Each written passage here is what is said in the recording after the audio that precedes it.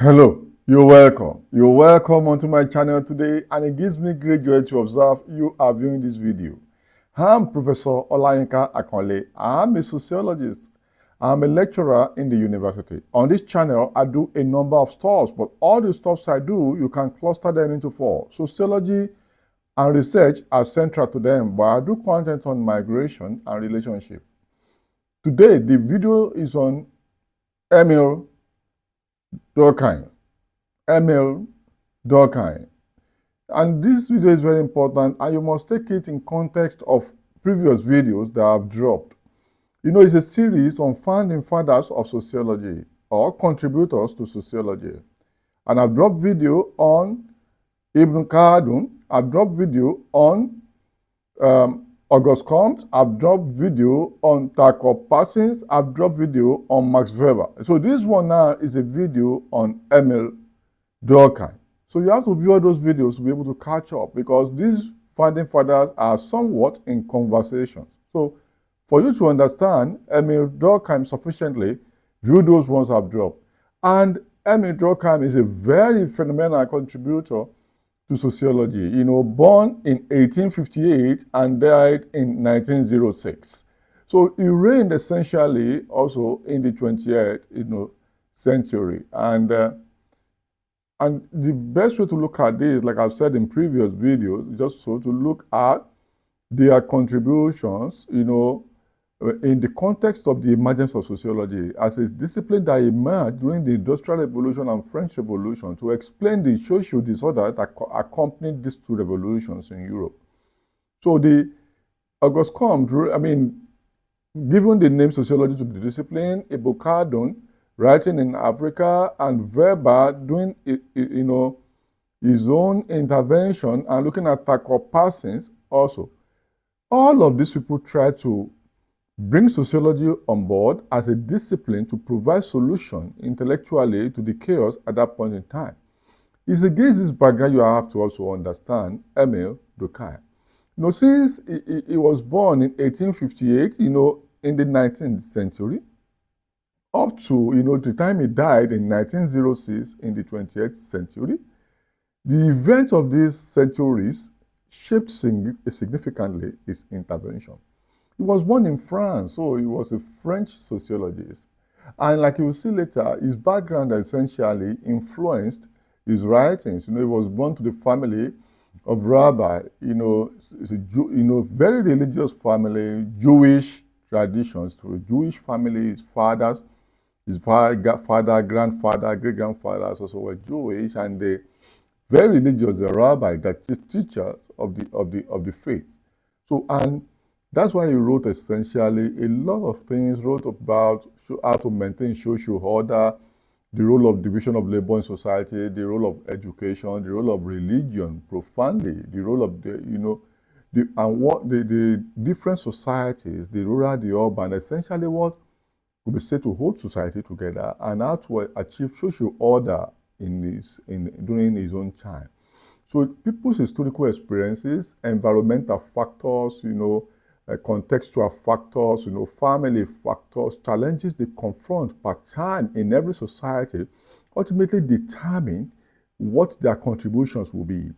So people's life experiences have huge implications for how they look at life and theorize about life. And that's why even you that you are viewing this video. Meanwhile, if you have not subscribed to this channel, kindly go ahead and click subscribe on your screen right now. It's very important, so you might be alerted the next time I drop any video. So, the role that these issues played in the life of Émile Durkheim affected him significantly, and the kind of explanation he's going to make. And that's why you will understand that he also contributed significantly to organismic model. I mentioned this in previous video, because all these founding fathers were looking for solutions, and now to be able to explain the disorderliness, the movement of people across different sectors on the events at that point in time.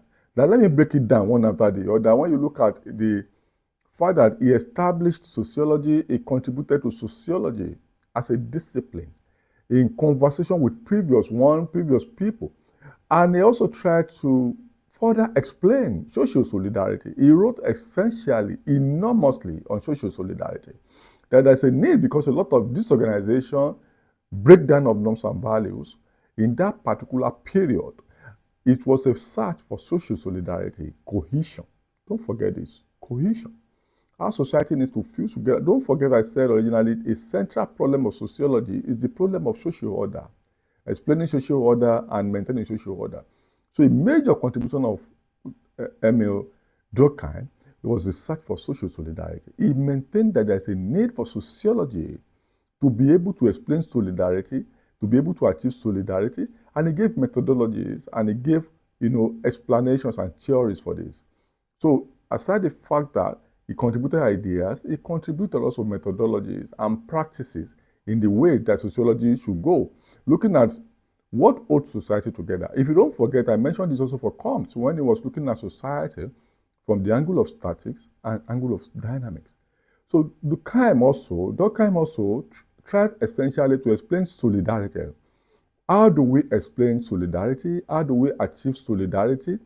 What solidarity should we look for? And in his own case, he looked at society, broke it down to two, just like I showed you during Ibn Khaldun also.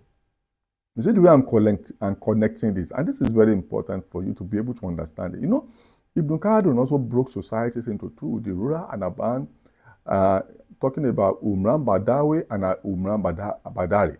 The same way it comes, and I mentioned in that video too, that you will see from the angle of Durkheim later on. I mentioned in the video on Ibn Khaldun that you will see when I get to Durkheim, and we are there now. In the order of Ibn Khaldun's Badari and Badawi, you also find in the work of Durkheim, in terms of looking at society from the angle of rural, mechanical solidarity and urban, organic solidarity. For Durkheim, rural areas are considered simple, homogeneous, and with more enduring social relations based on kinship, shared values, shared norms, shared orientations and goals, because they are simple societies. And these societies before the revolutions were essentially like that. But with Industrial Revolution and French Revolution, there was massive rural-urban migration, changing work processes. And this is why Weber, the video I dropped with will help you with this, looked at bureaucracy in how to structure work and organization in a formal system compared to the informal before the revolution. The same way, Durkheim was also trying to say in the context of the urban system, now we have rural and urban society that were emerging. And today, urban societies are actually emerging according to the UN Habitat. The world is increasingly urbanized. So in the urban society of the time of Durkheim, he explained this, that unlike rural areas where they have mechanical solidarity governed by kinship, shared values, simplicity, urban centers are organic in the sense that they have organic solidarity, more transient, more ephemeral social relations, individualistic tendencies, more complex societies with their unique problems that were emergent. Fantastic. And from this division, he's suggesting that the solidarities of the urban would definitely be different from solidarity of rural. And sociologists must be conscious of this in explaining solidarity and how to go about it. And he believes also, Durkheim was a functionalist. In fact, he contributed significantly to structural functionalism. Don't forget I mentioned the issue of Parsonian Agile. You had to view the video on Tucker Parsons. I mentioned the fact that for Agile, according to Parsons, society must perform what they call functional prerequisites. That without this functional prerequisite performed by adaptation, goal attainment, integration, and latency or pattern maintenance, society will disintegrate. In this order also, Durkheim believed that there must be harmony among the structures, social institutions. There is a video on social institutions on this channel you have to view. These social institutions I mentioned during the video on Parsons also. That we have the family, we have the education, we have religion, we have politics, we have economy. Now we had in social media, now we had in health, now we had in peer groups. That all these institutions must perform together as a structure to be able to regulate human behavior, organize human relations and human societies. And the fact that you have these institutions, they must work together to form structure. and perform functional roles to maintain solidarity and social order in society. Wonderful. That's what we call Durkheim as structural functionalist, and also a functionalist believing that for any institution to exist, for any issue to exist in society, it means it's performing functional roles. And that's why it takes me to the next contribution of Durkheim. I hope you're enjoying this. I'm enjoying it. You know, if you look at it, he also contributed to education and religion. He believes that religion is a major factor, major value, major institution to ensure solidarity, because values and norms of societies are embedded in religion. And you must understand this easily, because he was born to a family of rabbis. You know, very religious family. So he has strong affinity for religion, and he brought this to his sociological interventions, epistemic interventions in sociology. That sociologists must study religion effectively, because the norms and values of society are embedded in religion. And religion is a major instrument of social solidarity. And religion must be central to society, maybe not studied at the level of metaphysical or spiritism, but from the angle of sociology, as the role it plays is very important in maintaining social order. And to the extent that he wrote a book on the elementary forms of the religious life in 1912. You know, he wrote extensively about the role of religion, how sociologists must take religion, and he looked at religion from the angle of the sacred and profane. That in religion you will have the sacred element. If you are a Muslim, you see the crescent. If you are a Christian, you see the cross. And like if you are a Buddhist or a Taoist or traditionalist, depending on religions you have, religions have their own sacred, whether the altar, whether their mode of worship. And it's different from the profane, which is human and natural, that is not so sacred. So in religion, we separate profane from the sacred, according to Durkheim. And this is Durkheim, and this is the only way we can understand religion and look at the teachings and the values embedded and use religion to also hold society together. And, you know, for Durkheim, this is very important. He dedicated a whole book, The Elementary Forms of Religious Life, in 1912 to explain all of this.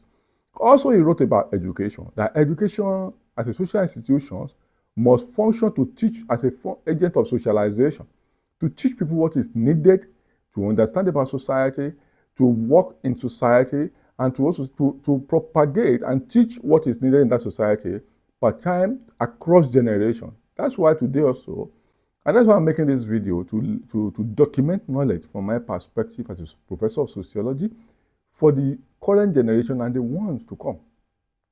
Because it's from the education that capacities are built, values of societies are inculcated, and capacities to survive and capabilities are inculcated. And that's why this is very important. So he wrote extensively also about religion. Then let me talk also about methodology. Just like Kant, you know, also Émile Durkheim was a positivist. You know, he also believed essentially that we must gather facts, data as things that are tangible. In fact, I call it sui generis. That sociologists must conduct empirical research and gather data in a way that is able to be scientific and objective. That the level of metaphysical, the level of abstract philosophical concept will not survive in societies of then and now. That sociologists must try as much as possible to gather data to support their arguments. You know, gathering facts, data as things, sui generis, that's the way he put it. Add facts, add data to be able to make constructive, original, creative, and valid conclusions to guide society. I think sociology has a role to play in this, and that's why I suggested. And another one that is related to this I want to use to explain is his work on suicide. Émile Durkheim did a lot on suicide, looking at at this time, there was so much suicide because of the social change at that point in time, social upheaval at that point in time, led to a lot of mental health issues that led to epidemic of suicide. And he tried to explain this. And he gathered data, observation, data, and some other nature, data to prove the role of suicide. So he did work on suicide. He worked essentially on suicide and demonstrated scientific methodology through data gathering. And that's why I say we must gather data as facts, as things. And he used this data to explain suicide at his own time. And this is his work on suicide, religion, and the rest of it, demonstrating the methodology, of positivism is very important for us in sociology because he led by example. Like I showed you in Weber too, in his work on Protestant ethics and the spirit of capitalism, when he was trying to explain the development of capitalism after the Industrial Revolution. Usually these founding fathers are so much related and in conversation. And if you look, there's an overlap between the time Émile Durkheim and Weber reigned, and you will see that their ideas are also, crystallized and is very important. And, the suicide rate being increased and being studied by Durkheim during his own time is also in that broad context that I also discuss what they call anomy. For Durkheim, anomy is a state of normlessness, breakdown of norms and values, which will lead to crisis, disorganization, lack of solidarity, lack of social order. So, and he used this to also explain deviance. He did a lot of work also on deviance, and through his own work on anomy. And against the background of the change of the time, the revolutions of the time, that's when they talk about anomy. In fact, you cannot talk about Émile Durkheim without talking about his work on anomy. He was very popular for his work on anomy. Anomy, on the normlessness, literally translated, A-N-O-M-I-E, anomy. That is the state of normlessness, breaking down of norms. Don't forget, norms are unwritten rules that guide human beings as they behave in group. Norms are informal laws. Laws and norms codified formally. So we sociologists believe so much in the role of norms. They are informal, but they are very impactful in determining and moderating human action. So he did a lot of work on anomy also. And how this can be explained within the context of normlessness, value confusion, norms confusion, breakdown of norms and values. And he did a lot of work also on division of labor. He believes that everybody in society has a role to play. Every institution has a role to play in maintaining social order in society. And people must act in their area of competence. And everyone must be seen as very strategically important in sustaining society and maintaining social order. It doesn't matter from the Durkheimian perspective. A cleaner has his role to play. A professor has his role to play. People in formal employment have a role to play. Farmers have a role to play. Everybody has a role to play. And these roles must be appreciated and well compensated for, because without them, societies cannot perform effectively. That is functionalism. And all social institutions must work together to maintain this division of labor. So family must perform its role. And that takes us to the organismic model too. He did a lot of organismic model in the sense that if all these institutions and people don't work together from division of labor's perspective to maintain a coherent whole, a moving equilibrium, then there will be a problem. He compared this, like I've shown in previous video on another founding father, to living organisms. That's how we call it organic model or organismic model. If the head does not perform his role, if you use that as a metaphor for family, the whole body will not work. If the head has a headache, definitely it will affect the functioning of the whole body. The same way, if economy as a social institution or religion as a social institution does not perform its role, it will affect the function of the whole society. So comparing societies to organisms, that's what I mean by organismic model or organic model, because every organ must work effectively. So division of labor, all social institutions are performing different roles, but towards maintaining effective socialization and social order. The same way, every element, every human being in society also performs an important role. It doesn't matter what they do part-time or how they go about it. Every organization, every institution, every human being must work together and must perform. I'm a professor of sociology. I'm teaching now. Building capacity is a role. That driver driving, or a bus driver or truck driver driving cements to different locations in the country, also performing. I'm a professor of sociology. Can I drive truck? I can't. Yet, I need to live in a house that they will use cement to build. You see, everybody's performing. There, so different genders can also perform different roles. But that does not mean one gender must be oppressed. The role of women or other genders are important. Men cannot play the role of women. Women may not easily play the role of men. Men may not easily play the role of women or other genders available in a country per time. So everyone must be recognized and appreciated because we are all in different sections, division of labor, but ultimately for social solidarity, social order, social harmony. Welcome to Émile Durkheim. And you see, I find this very interesting, especially the way I'm dropping these videos one after the other on this fandom. I've been trying to do this for a long time, but now that I'm doing it, I promise to keep doing it. So you have to click subscribe now to stay tuned because I'll drop more videos on this and I'll put them in proper perspective. See, I'm trying to put all of this in proper perspective. Thank you for keeping my company and I wish you a wonderful day. See you in my next video. Click subscribe and bye for now.